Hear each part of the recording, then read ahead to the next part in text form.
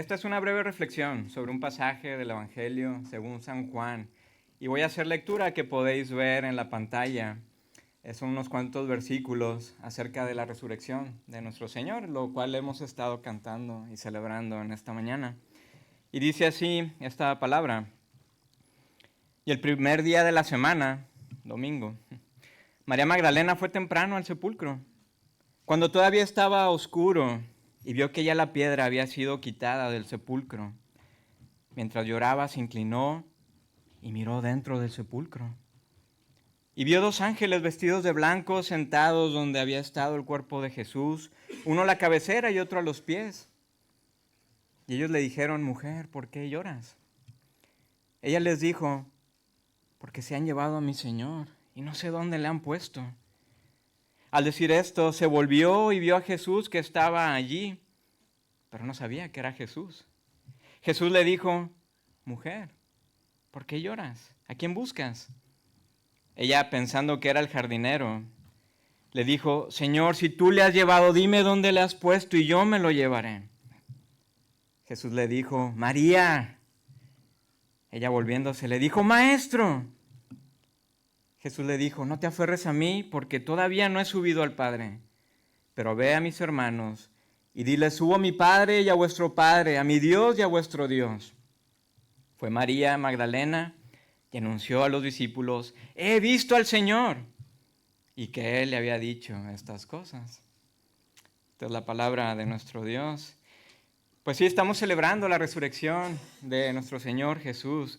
Es hecho tan asombroso, registrado no solamente en los evangelios, sino también recopilado en otros documentos históricos que ni siquiera fueron escritos por cristianos. Pero también este evento es interesante porque la primer testigo de la resurrección, como lo estuvimos viendo, fue una mujer. Los 4 evangelios mencionan a María Magdalena, quien da el primer testimonio de la resurrección de Jesús.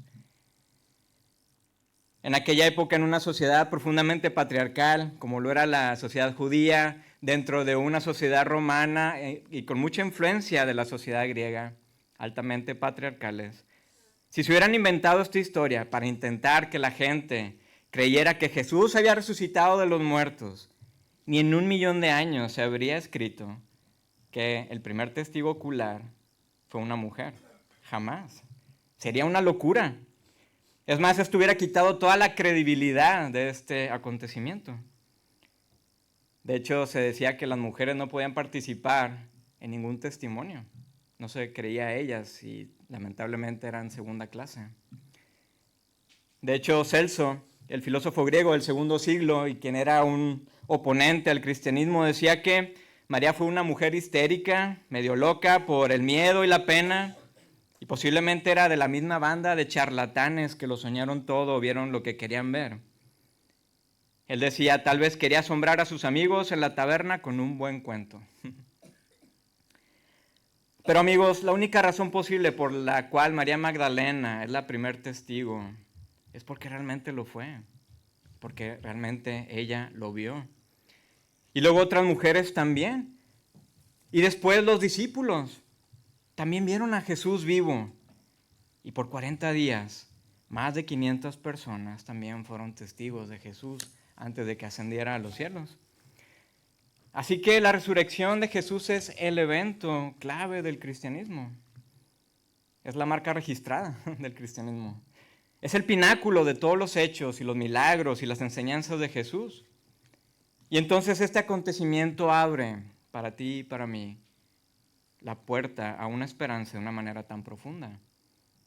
La resurrección no es cualquier cosa, porque tú y yo necesitamos esperanza. Esperanza de que hay algo mejor que todo esto a nuestro alrededor. Necesitamos esperanza de que vale la pena despertar cada día. Necesitamos la esperanza de que las cosas serán hechas nuevas. Esperanza de que nuestras lágrimas por relaciones rotas o por personas que amamos y que han partido o las enfermedades que atravesamos, o lágrimas por hijos descarriados o por los sufrimientos y abusos que experimentamos. Necesitamos esperanza de que estas lágrimas que estamos derramando no han sido en vano y que serán limpiadas de nuestra mejilla por Jesús mismo, el tierno Salvador. Si Él venció a la muerte, entonces tenemos una esperanza arrolladora.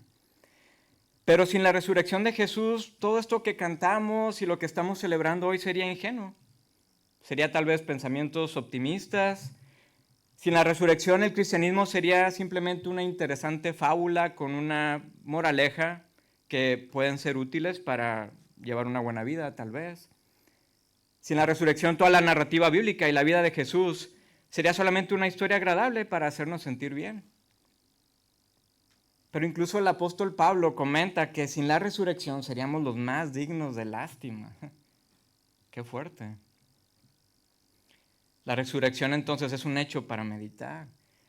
Y esto nos hace ver que los elementos que encontramos en la vida de Jesús y que están registrados en los evangelios son realmente de transformación y de vida. Es algo más allá de nuestra comprensión. No podemos quedarnos solamente con una historia simplona y agradable o incluso ingenua. El filósofo y célebre profesor de Oxford, C.S. Lewis, a lo mejor lo conocen por su libro de las Crónicas de Narnia, él comentaba que no podemos quedarnos con un cristianismo que es solamente una bonita historia de Jesús siendo un maestro de moral. Porque o Jesús era un lunático, porque se creía Dios y todo lo que hizo y lo que dijo, incluso la muerte que enfrentó, serían el resultado de un perturbado mental. O Jesús era un mentiroso, todavía peor que un lunático, por estar engañando deliberadamente a miles de personas. O Jesús era quien dijo que era Dios mismo, el creador del cosmos. Pero no podemos quedarnos con la idea de que Jesús era simplemente un buen maestro. O Jesús es todo o Jesús es nada. Y su resurrección de la muerte, después de 3 días, es entonces un evento asombroso y tan soberbio, de esas cosas que te quitan el aliento y te descolocan. La resurrección confirma de manera contundente que Jesús era quien dijo ser. Y entonces la esperanza que nos ofrece Él es tan real y se abre ante nuestros propios ojos. Es más, los discípulos y los amigos de Jesús también quedaron descolocados. Ellos no entendían qué era lo que había ocurrido, porque habían visto 3 días atrás a su amigo y maestro ser ejecutado de la manera más cruel y brutal por el sistema romano. Sabemos que Jesús murió en una cruz y después fue sepultado en la tumba familiar de un reconocido fariseo, incluso discípulo de Jesús, que se llamaba José de Arimatea. José pide permiso para poder bajar el cuerpo de la cruz y junto con otros discípulos lo llevan a su propia tumba. Se cierra la entrada con una gran piedra, pero todavía esta piedra fue sellada y custodiada por un grupo de soldados romanos. Y pasaron entonces 2 días y el domingo, lo que leímos al principio, el primero de la semana, María Magdalena y los evangelios mencionan también a otras mujeres, fueron a la tumba con especias aromáticas para ungir el cuerpo de Jesús, pero se topan con una increíble sorpresa. Los soldados ya no estaban ahí, el sello estaba roto, la pesada roca estaba removida, pero todavía el cuerpo de Jesús no estaba dentro del sepulcro. Podemos imaginar el desconcierto de las mujeres. Podemos tratar de imaginar la mezcla de asombro y de temor, de ese que te sobrecoge.